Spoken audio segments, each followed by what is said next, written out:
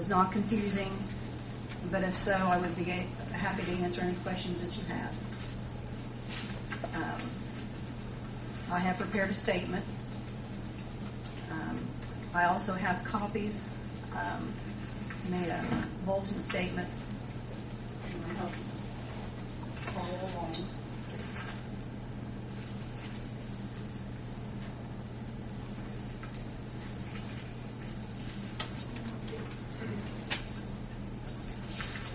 There is two here, Barb.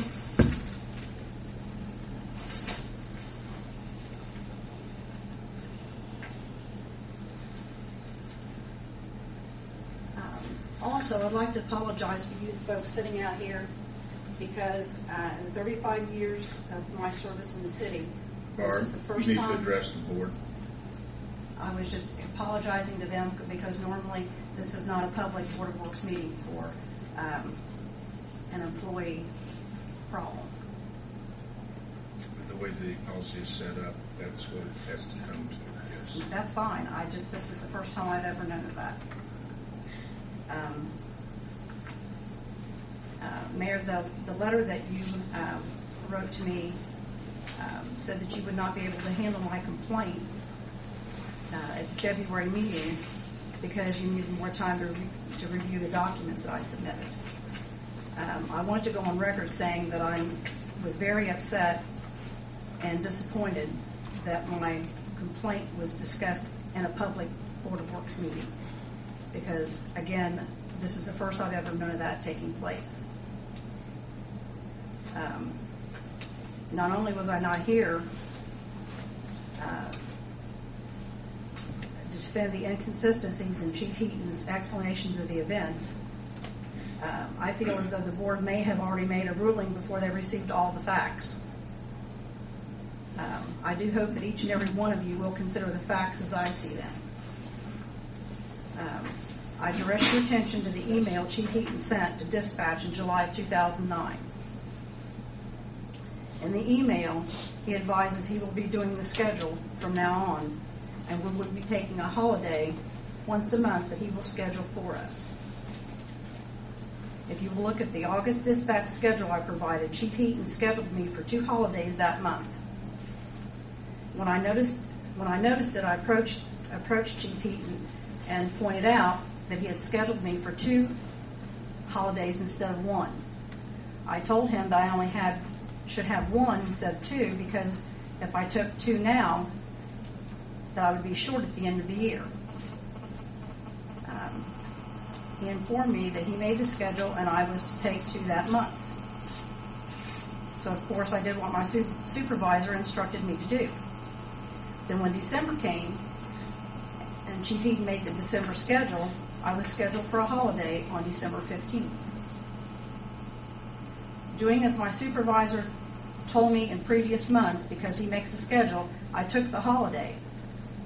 At some point, someone brought this to his attention, and he went back to my timesheet that I had completely filled out and signed, and he changed that day from a holiday to a compensatory day. As a side note, if I'm not mistaken, he cannot change my timesheet after I've signed it unless he notifies me first, and I was never notified.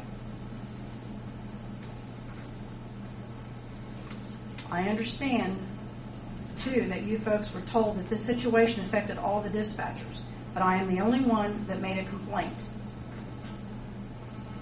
I believe I was called a disgruntled employee. In my opinion, a 35-year career does not make a disgruntled employee.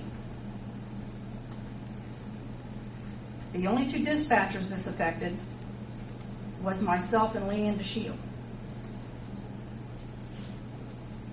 Leanne did not make a complaint because Chief Heaton told her if she did not change her holiday to a vacation day, she would not get paid for the overtime that she worked that week.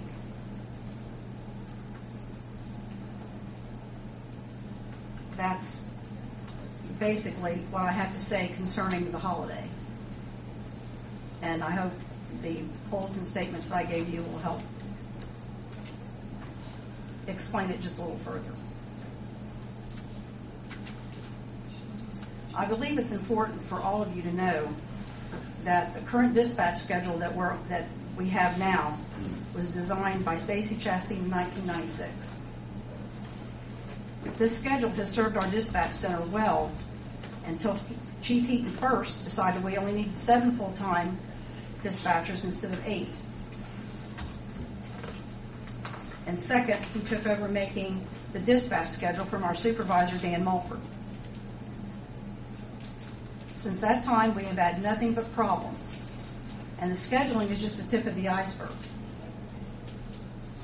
The 7 instead of 8 dispatchers means more and more time there's only one dispatcher working. We're responsible for dispatching the ambulance, the fire, 2 4 road officers.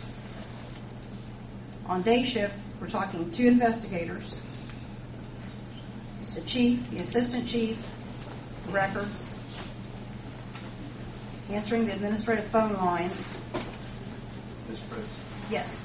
if I can stop you. Yes, Before that, I certainly. think for the advertisement, I think you need, the mayor needs to now open this up for a public hearing.